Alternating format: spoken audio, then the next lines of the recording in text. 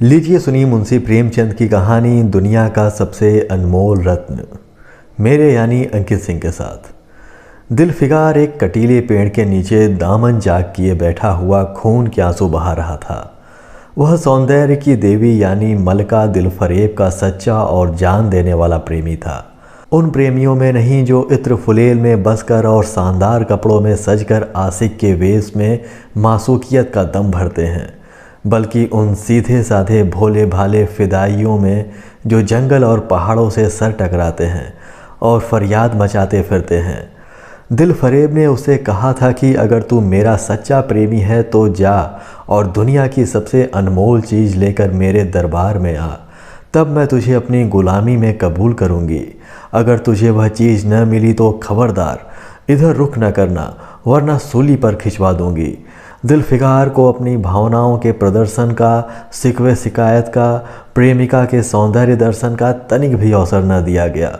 दिलफरेब ने ज्यों ही यह फैसला सुनाया, उसके चौबदारों ने गरीब दिलफिकार को धक्के देकर बाहर निकाल दिया और आज 3 दिन से यह आफत का मारा आदमी उसी कटीले पेड़ के नीचे उसी भयावह मैदान में बैठा हुआ सोच रहा है कि क्या करूं। दुनिया की सबसे अनमोल चीज़ मुझको मिलेगी? नामुमकिन। और वह है क्या? कारू का खजाना, आबे हयात, खुसरो का ताज, जामे जम, ताकते ताउस, परवेश की दौलत? नहीं, यह चीज़ें हरगिज़ नहीं। दुनिया में ज़रूर इससे भी महंगी, इससे भी अनमोल चीज़ें मौजूद है, मगर वह क्या है, कहाँ है, कैसे मिलेगी? या खुदा, मेरी मुश्किल क्यों कर आसान होगी। दिलफिकार इन्हीं ख्यालों में चक्कर खा रहा था और अक्ल कुछ काम न करती थी। मुनीर सामी को हातिम सा मददगार मिल गया। काश कोई मेरा भी मददगार हो जाता, काश मुझे भी उस चीज़ का जो दुनिया की सबसे बेशकीमती चीज़ है नाम बतला दिया जाता। भला से वह चीज़ हाथ न आती, मगर मुझे इतना तो मालूम हो जाता कि वह किस किस्म की चीज़ है। मैं घड़े बराबर मोती की खोज में जा सकता हूँ। मैं समुंदर का गीत, पत्थर का दिल, मौत की आवाज़ और इससे भी ज़्यादा बेनिशान चीज़ों की तलाश में कमर कस सकता हूँ, मगर दुनिया की सबसे अनमोल चीज़, यह मेरी कल्पना की उड़ान से बहुत ऊपर है। आसमान पर तारे निकल आए थे। दिलफिकार एकाएक खुदा का नाम लेकर उठा और एक तरफ को चल खड़ा हुआ। भूखा प्यासा, नंगे बदन, थकन से चूर वह बरसों वीरानों और आबादियों की खाक शांता फिरा। तलवे कांटों से छन्नी हो गए, शरीर में हड्डियां ही हड्डियां दिखाई देने लगीं, मगर वह चीज़ जो दुनिया की सबसे बेशकीमती चीज़ थी न मिली और न उसका कुछ निशान मिला। एक रोज़ वह भूलता भटकता एक मैदान में जा निकला जहाँ हजारों आदमी गोल बांधे खड़े थे। बीच में कई अमामे और चोंगे वाले दढ़ियल काजी अफसरी शान में बैठे हुए आपस में कुछ सलाह मशविरा कर रहे थे और इस जमात से जरा दूर पर एक सूली खड़ी थी। दिलफिकार कुछ तो कमजोरी की वजह से, कुछ यहाँ की कैफियत देखने के इरादे से ठिठक गया। क्या देखता है कि कई लोग नंगी तलवारें लिए एक कैदी को, जिसके हाथ पैर में जंजीरें थीं, पकड़े चले आ रहे हैं। सूली के पास पहुंचकर जब सिपाही रुक गए और कैदी की हथकड़ियां, बेड़ियां सब उतार ली गईं, इस अभागे आदमी का दामन सैकड़ों बेगुनाहों की खून के छींटे से रंगीन था और उसका दिल नेकी के ख्याल और रहम की आवाज़ से जरा भी परिचित न था। उसे काला चोर कहते थे। सिपाहियों ने उसे सूली के तख्ते पर खड़ा कर दिया, मौत की फांसी उसकी गर्दन में डाल दी और जल्लादों ने तख्ता खींचने का इरादा किया कि वह अभागा मुजरिम चीख कर बोला, खुदा के वास्ते मुझे एक पल के लिए फांसी से उतार दो ताकि अपने दिल की आखिरी आरजू निकाल लूं। यह सुनते ही चारों तरफ सन्नाटा छा गया। लोग अचंभे में आकर ताकने लगे। काजियों ने एक मरने वाले आदमी की अंतिम याचना को रद्द करना उचित न समझा और बदनसीब पापी काला चोर जरा देर के लिए फांसी से उतार लिया गया। इसी भीड़ में एक खूबसूरत भोला भाला लड़का एक छड़ी पर सवार होकर अपने पैरों पर उछल उछल फर्जी घोड़ा दौड़ा रहा था और अपनी सादगी की दुनिया में ऐसा मग्न था कि जैसे वह इस वक्त सचमुच किसी अरबी घोड़े का सहसवार है। उसका चेहरा उस सच्ची खुशी से कमल की तरह खिला हुआ था जो चंद दिनों के लिए बचपन ही में हासिल होती है और जिसकी याद हमको मरते दम तक नहीं भूलती। उसका दिल अभी तक पाप की दर्द और धूप से अछूता था और मासूमियत उसे अपनी गोद में खिला रही थी। बदनसीब काला चोर फांसी से उतरा, हजारों आंखें उस पर गड़ी हुई थीं। वह उस लड़के के पास आया और उसे गोद में उठाकर प्यार करने लगा। उसे इस वक्त वह जमाना याद आया जब वह खुद ऐसा ही भोला भाला, ऐसा ही खुश व खुर्रम और दुनिया की गंदगियों से ऐसा ही पाक साफ था। माँ गोदियों में खिलाती थी, बाप बुलाए लेता था और सारा कुनबा ज्ञान न्यौछावर करता था। आह, काले चोर के दिल पर इस वक्त बीते हुए दिनों की याद का इतना असर हुआ कि उसकी आंखों से जिन्होंने दम तोड़ती हुई लाशों को तड़पते देखा और न छपकी आंसू का एक कतरा टपक पड़ा। दिलफिगार ने लपक कर उस अनमोल मोती को हाथ में ले लिया और उसके दिल ने कहा, बेशक यह दुनिया की सबसे अनमोल चीज़ है, जिस पर तख्ते ताउस और जामे जम और आबे हयात और जरे परवेज सब निछावर हैं। इस ख्याल से खुश होता कामयाबी की उम्मीद में सरमस्त दिलफिगार अपनी मासूका दिल फरेब के शहर मीनो सवाद को चला।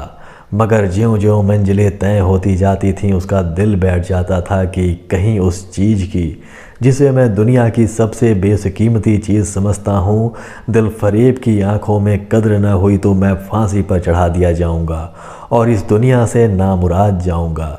लेकिन जो हो सो हो, अब तो किस्मत आजमाई है। आखिरकार पहाड़ और दरिया तय करते शहर मीनो सवाद में आ पहुँचा और दिल फरेब की ड्योरी पर जाकर विनती की कि थकान से टूटा हुआ दिलफिगार खुदा के फजल से हुक्म की तामील करके आया है और आपके कदम चूमना चाहता है।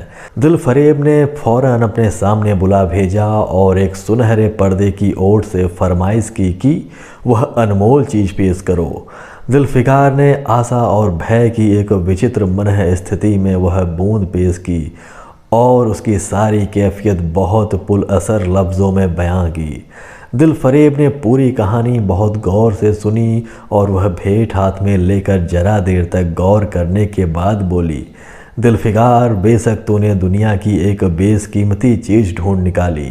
तेरी हिम्मत और तेरी सूझबूझ की दाद देती हूँ, मगर यह दुनिया की सबसे बेशकीमती चीज़ नहीं है।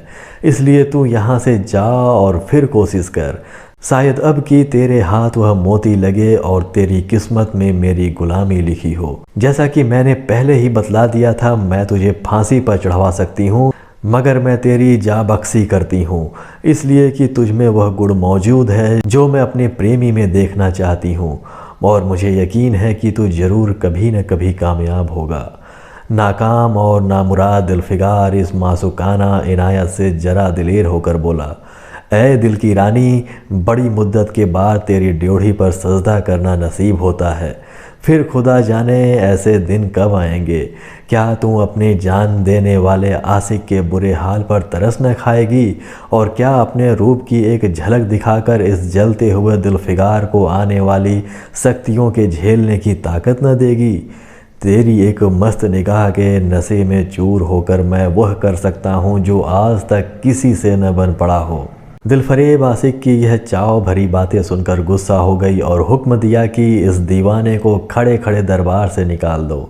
चौबदार ने फौरन गरीब दिलफिगार को धक्के देकर यार के कूचे से बाहर निकाल दिया। कुछ देर तक तो दिलफिगार अपने निष्ठुर प्रेमिका की इस कठोरता पर आंसू बहाता रहा और सोचने लगा कि कहाँ जाऊँ। मुद्दतों रास्ते नापने और जंगलों में भटकने के बाद आंसू की यह बूंद मिली थी। अब ऐसी कौन सी चीज़ है जिसकी कीमत इस आबदार मोती से ज़्यादा हो। हजरत खिज्र, तुमने सिकंदर को आबे हयात के कुएं का रास्ता दिखाया था, क्या मेरी बाह न पकड़ोगे। सिकंदर सारी दुनिया का मालिक था, मैं तो एक बेघर बार मुसाफिर हूँ। तुमने कितनी ही डूबती किश्तियाँ किनारे लगाई हैं, मुझ गरीब का बेड़ा भी पार करो। ऐ आली मुकाम जिब्रील, कुछ तुम्हें इस नीम जान दुखी आशिक पर तरस खाओ। तुम खुदा के एक खास दरबारी हो, क्या मेरी मुश्किल आसान न करोगे। गरज ये कि दिलफिगार ने बहुत फरियाद मचाई मगर उसका हाथ पकड़ने के लिए कोई सामने न आया।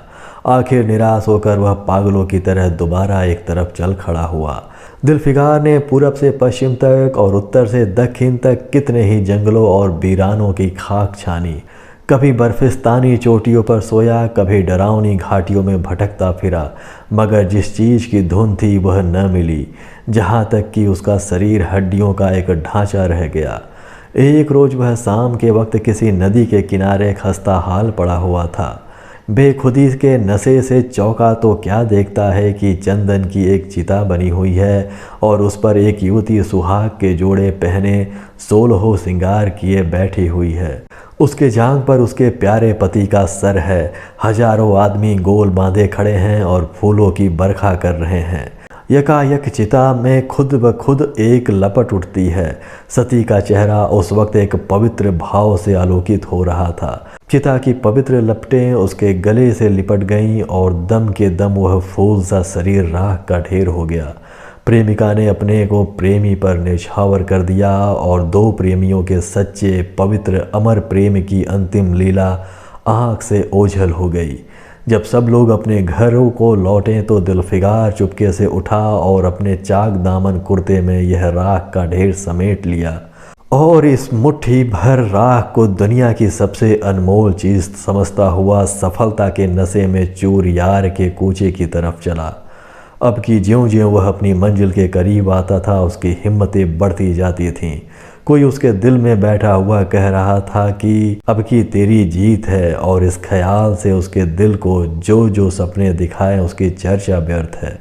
आखिरकार वह शहर मीनो सवाद में दाखिल हुआ और दिलफरेब की ऊंची डोरी पर जाकर खबर दी कि दिलफिगार सुर्खरू होकर लौटा है और हुजूर के सामने आना चाहता है।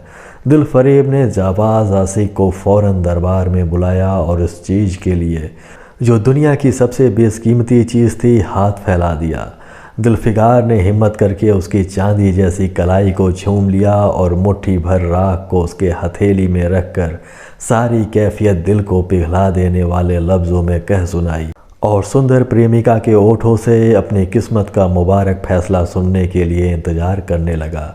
दिलफरेब ने उस मुट्ठी भर राख को आंखों से लगा लिया और कुछ देर तक विचारों के सागर में डूबे रहने के बाद बोली, ऐ जान निछावर करने वाले आशिक दिलफिगार, बेशक यह राख जो तू लाया है उसमें लोहे को सोना कर देने तक की सिफत है। दुनिया की बहुत बेशकीमती चीज़ है और मैं सच्चे दिल से तेरी एहसानमंद हूँ कि तूने ऐसी अनमोल भेंट मुझे दी। मगर दुनिया में इससे भी ज़्यादा अनमोल कोई चीज़ है। जा उसे तलाश कर और तब मेरे पास आ। मैं तहे दिल से दुआ करती हूँ कि खुदा तुझे कामयाब करे। यह कहकर वह सुनहरे पर्दे से बाहर आई और मासूकाना अदा से अपने रूप का जलवा दिखाकर फिर नज़रों से ओझल हो गई। एक बिजली सी थी कौधी और फिर बादलों के पर्दे में छिप गई। अभी दिलफिगार के होश आवाज़ ठिकाने पर न आने पाए थे कि चौबदार ने मुलायमियत से उसका हाथ पकड़कर यार के कूचे से उसको निकाल दिया और फिर तीसरी बार वह प्रेम का पुजारी निराशा के अथाह समुद्र में गोता खाने लगा। दिलफिगार का हिवाव छूट गया। उसे यकीन हो गया कि मैं दुनिया में इसी तरह नासाद और नामुराद मर जाने के लिए पैदा किया गया था और कोई चारा नहीं कि किसी पहाड़ पर चढ़कर नीचे कूद पड़ूं ताकि मासूक के जुल्मों की फरियाद करने के लिए एक भी हड्डी बाकी न रहे।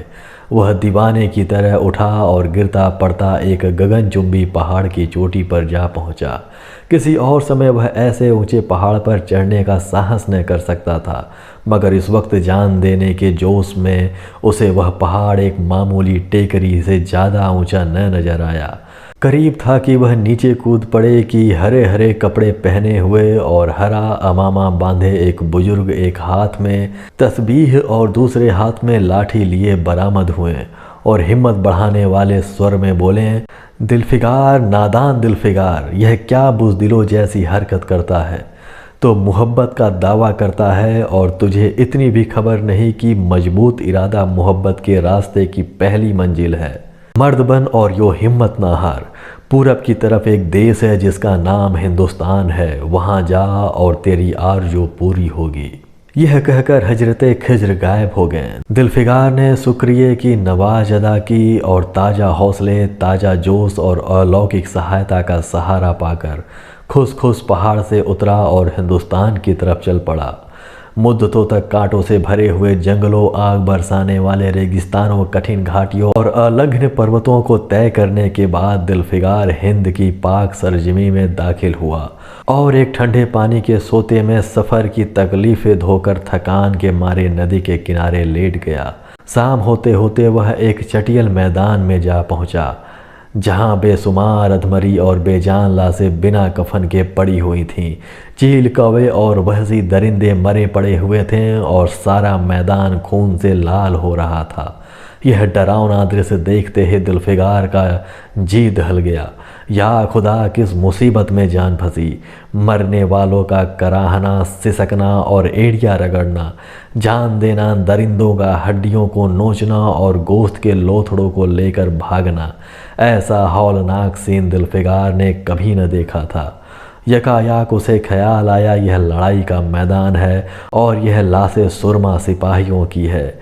इतने में करीब से कराहने की आवाज़ आई। दिलफिगार उस तरफ फिरा तो देखा कि एक लंबा तगड़ा आदमी, जिसका मर्दाना चेहरा जान निकलने की कमजोरी से पीला हो गया है, जमीन पर सिर झुकाए पड़ा हुआ है। सीने से खून का फव्वारा जारी है, मगर आबदार तलवार की मुठ पंजे से अलग नहीं हुई। दिलफिगार ने एक चिथड़े लेकर घाव के मुंह पर रख दिया ताकि खून रुक जाए और बोला, ऐ जवामर्द, तू कौन है? जवामर्द ने यह सुनकर आंखें खोली और बीरों की तरह बोला, क्या तू नहीं जानता मैं कौन हूँ?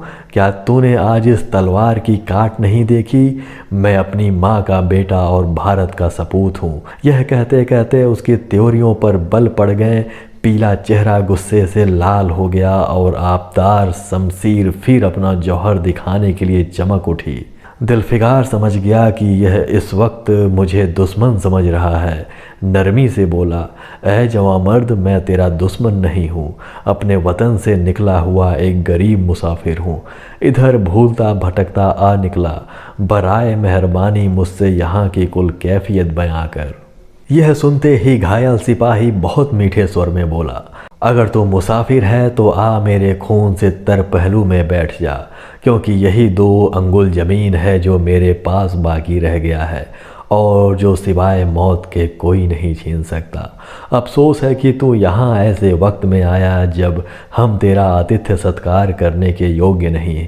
हमारे बाप दादा का देश आज हमारे हाथ से निकल गया और इस वक्त हम बेवतन हैं, मगर हमने हमलावर दुश्मन को बता दिया कि राजपूत अपने देश के लिए कैसे बहादुरी से जान देते हैं। यह आसपास जो लाशें तू देख रहा है, यह उन लोगों की है जो इस तलवार के घात उतरे हैं और गोया कि मैं बेवतन हूँ, मगर गनीमत है कि दुश्मन की ज़मीन पर मर रहा हूँ। सीने के घाव से चिथड़ा निकाल कर क्या तूने यह मरहम रख दिया? खून निकलने दे, इसे रोकने से क्या फ़ायदा? क्या मैं अपने ही देश में गुलामी करने के लिए जिंदा रहूं? नहीं, ऐसी ज़िंदगी से मर जाना अच्छा, इससे अच्छी मौत मुमकिन नहीं। जवान मर्द की आवाज़ मध्यम हो गई, अंग ढीले पड़ गए, खून इतना ज़्यादा बहा कि खुद ब खुद बंद हो गया। रह रह कर एक आध बूंद टपक पड़ता था। आखिरकार सारा शरीर बेदम हो गया, दिल की हरकत बंद हो गई और आंखें मुंद गई।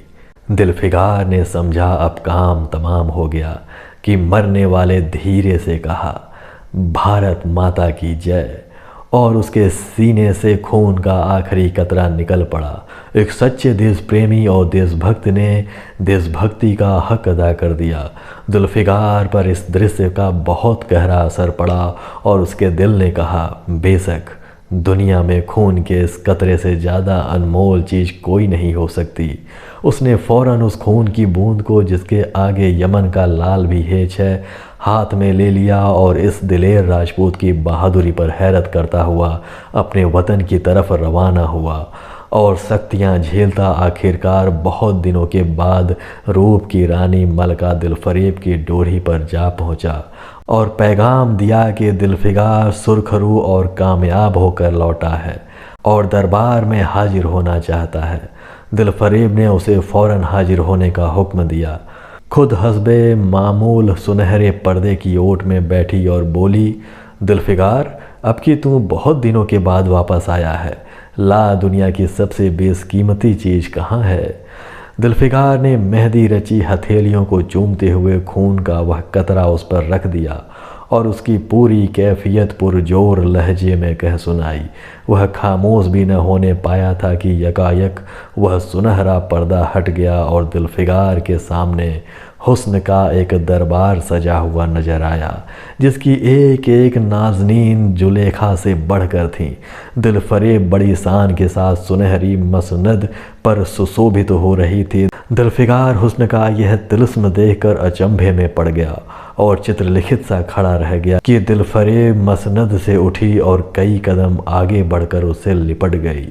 गाने वालियों ने खुशी के गाने शुरू किए, दरबारियों ने दिलफिकार को नजरें भेंट की और चांद सूरज को बड़ी इज्जत के साथ मसनद पर बैठा दिया। जब वह लुभावना गीत बंद हुआ तो दिलफरेब खड़ी हो गई और हाथ जोड़कर दिलफिकार से बोली, ए जानिसार आशिक दिलफिकार, मेरी दुआएं बर आईं और खुदा ने मेरी सुन ली और तुझे कामयाब व सुरखरू किया। आज से तू मेरा मालिक है और मैं तेरी लौंडी। यह कहकर उसने एक रत्न जटित मंजूसा मंगाई और उसमें से एक तख्ती निकाली जिस पर सुनहरे अक्षरों में लिखा हुआ था, खून का वह आखिरी कतरा जो वतन की हिफाजत में गिरे दुनिया का सबसे अनमोल चीज़ है। अभी आप सुन रहे थे मुंशी प्रेमचंद की कहानी दुनिया का सबसे अनमोल रत्न, मेरे यानी अंकित सिंह के साथ। दोस्तों, यदि ऐसे ही शानदार और रोचक कहानियाँ आप और भी सुनना चाहते हैं तो अभी हमारे चैनल को सब्सक्राइब करें और बेल आइकन भी प्रेस करें।